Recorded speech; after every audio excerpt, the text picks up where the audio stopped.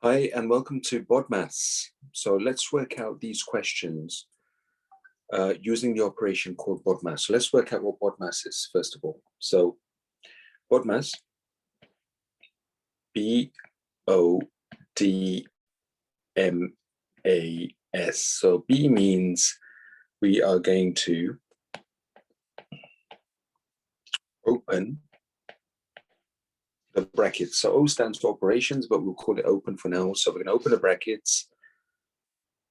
Then we're going to work on the division question. Then the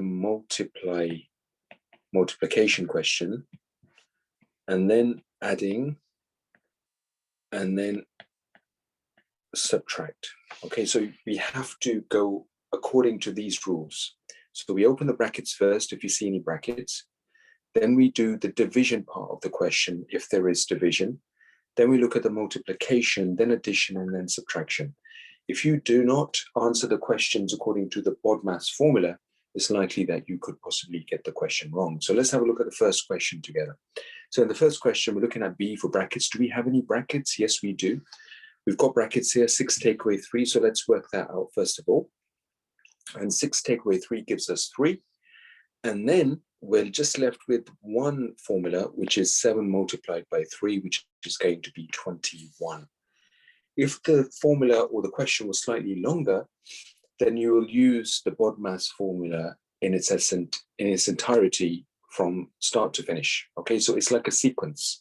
So you have to open the brackets first, then divide, then multiply, then add, and then subtract at the end.